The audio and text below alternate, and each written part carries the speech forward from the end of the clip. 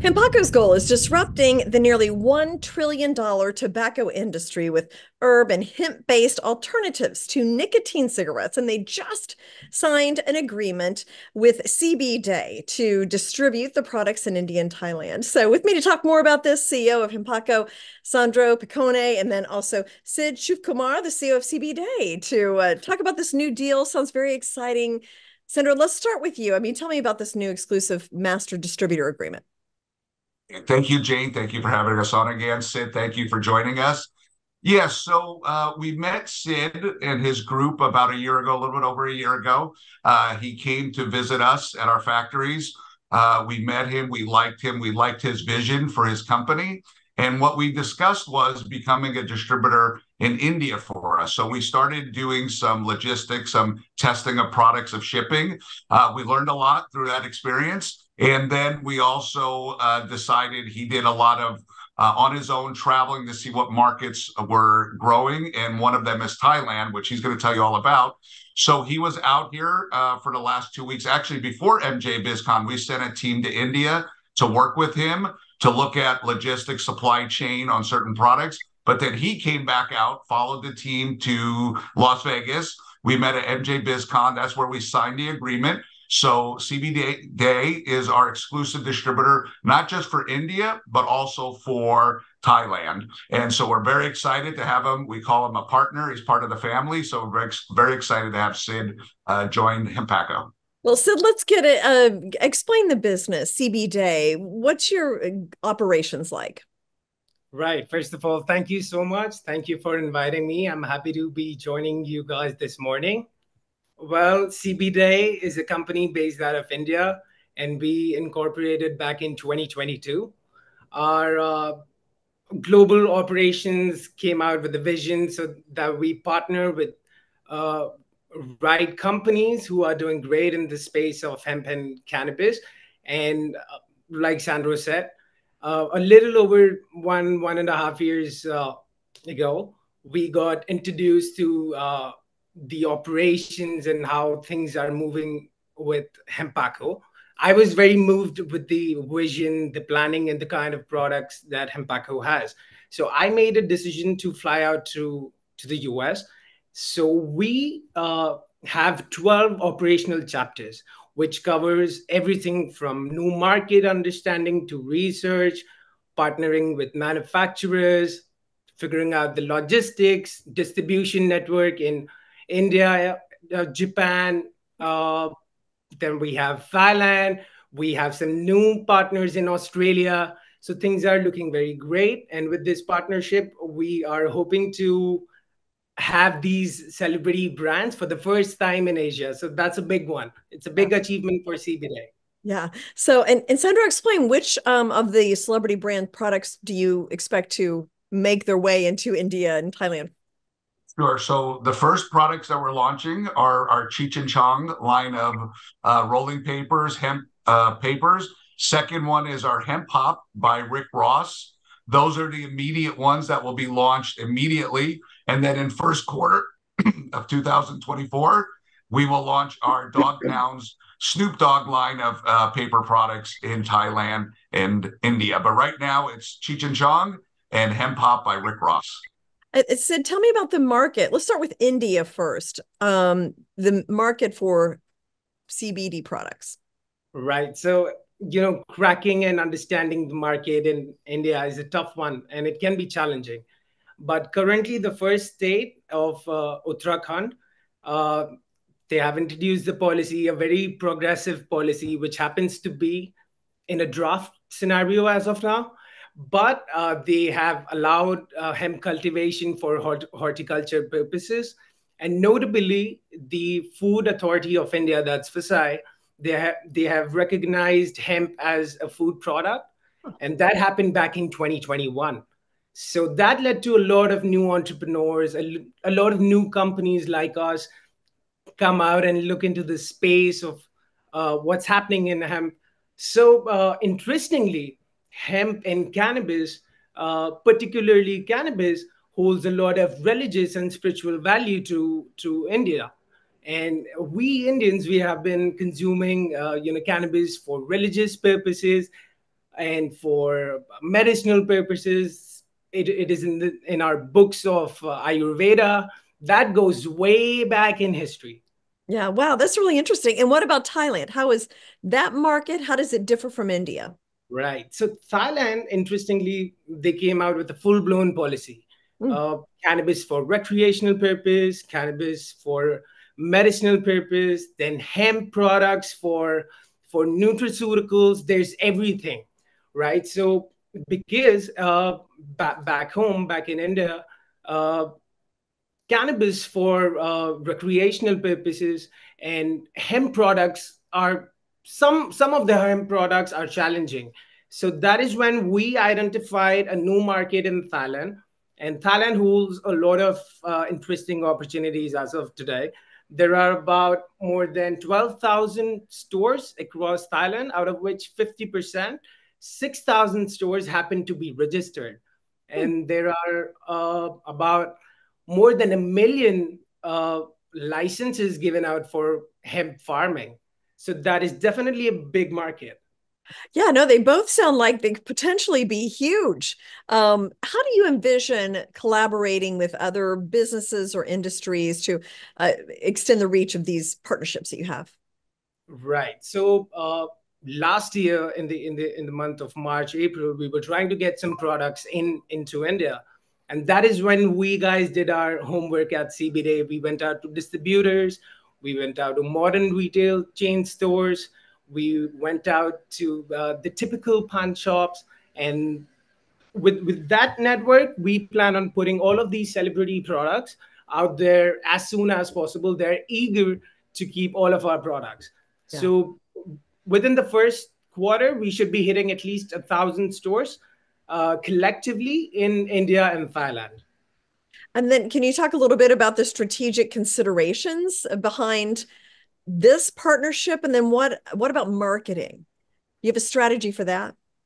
Right. So we do have a strategy in place. We are going to launch all of these brands with an exclusive launch event that we are poised to host in India and Thailand both, where we plan on inviting all of our distributors, partners who are going to carry our products, some of our prestigious clients and dignitaries, so that they can come and have a look at the exclusive brands that we carry and get a first-hand experience. Yeah. And what about your entry into this industry? What inspired you to Oh, well, industry start? that's a very interesting question. Well, initially, I got into this as with an entrepreneurial mindset, right? Because I come from the land of Hindu Kush, and that happens to be the first civilization for whoever used cannabis and hemp products. So we guys were well versed with what's happening in the States and what's happening in Thailand. We were just waiting for the right opportunity to get through the doors, and so I was diagnosed with Salmonella typhimurium back in 2022.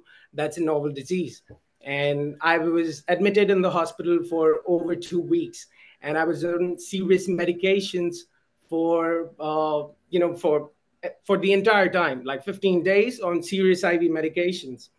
And when I got back home, I came across this research paper published by the National Library of Medicine in the States, which suggested that the usage of CBD is beneficial and it kills the bacteria in Salmonella typhimurium. So that really changed my entrepreneurial mindset to more like an avid user and an advocate of CBD and the therapeutic value that it holds. Well, that kind of leads me to my next question, which was, have you used any of these products? Yes, I have used CBD and hemp products. I'm an avid user. I use it for pain management. I use it for wellness. Yes. Okay. And then what about just what motivates you to lead CB Day in this industry? Well, to be honest, it was my father who Hmm. came to the States back in 2019. And some of his friends, that's when an year before that, in 2018, that's when hemp became federally legal, and all the CBD brands here in the US, the CBD companies came out. And my father brought some samples back home for research.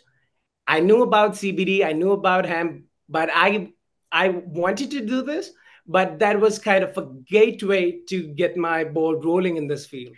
I see. And then how does it feel? Because you're young, but 30, under 30? Um, Under, Under yes. 30. Okay. So how is it working with some older people in this field? How are you navigating all of that?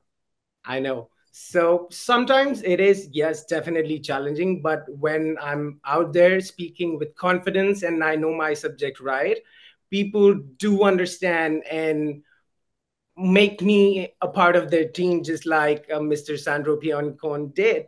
And this is a great achievement for CBD. And personally, as a 27-year-old entrepreneur starting my new journey in this field. Yeah.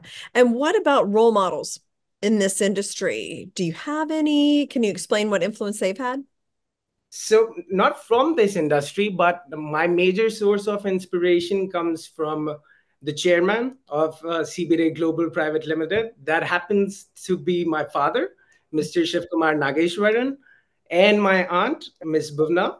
She she's also an expert in the field of her business. So a lot of my understanding and a lot of our day-to-day operations and what I do, my source of inspiration to do the right things with determination comes from them. Mm-hmm. And how about managing this rapidly changing industry? I know at least here in the US, there's new laws, kind of push and pull, banking, so forth. I mean, how do you manage all of that, a growing business and work-life balance? Right. So me personally, I'm a research kind of a guy. I love to read. I'm reading research papers. I'm keeping myself updated with all kind of news around the world. And that kind of brings a leverage to me on a personal level and also to CBD. Mm-hmm. And with that, I'm into fitness. I listen to music. I'm a DJ as well. I make music. I'm a music producer. Deep house music. That's my kind of thing. Yeah.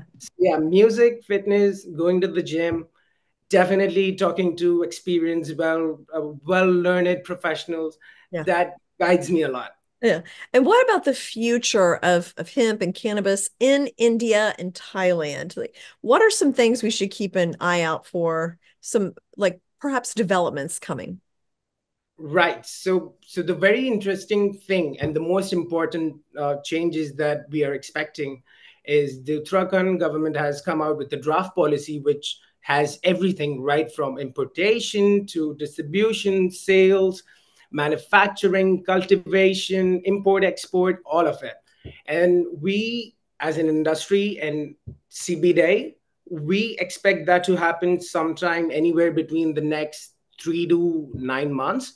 And if that happens, and with the kind of population that we have, we are a population of 1.2 billion, and 60% of us are below the age of 35. So you have got a lot of youth energy right there, who are constantly evolving. They want to try new products. They are well versed with the whole concept of, modern music, hip hop music, and it just sits perfectly well. A Yeah. young population, celebrity brands, with the history of cannabis, we are just putting it out there, right in the center. So I think CBD has got a sweet spot. And then where would you like to see the company, say, in 5 or 10 years?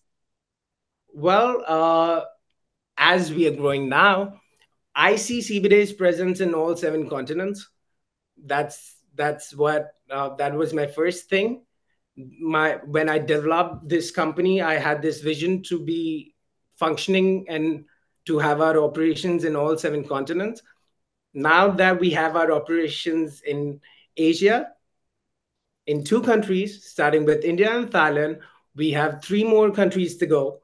And we are currently figuring out the logistics, the rules and regulations, And yes, so 5 or 10 years down the line, that's where I see CBD would be operating in almost all 7 continents. Okay, the whole world, global. So, well, CBD exciting. global. It sounds like you. Very true to our name. Yeah, yeah, there you go. It sounds like you are well on your way. Congratulations on this partnership. And thanks so much for sharing, Sid. And Sandra, always great to see you. Thanks so much. Thank you, Jane. Thank you, Sid. We're very excited to be having him as our partner. Obviously, it's a great market, a big market, and we're happy to be on your show. So thank you.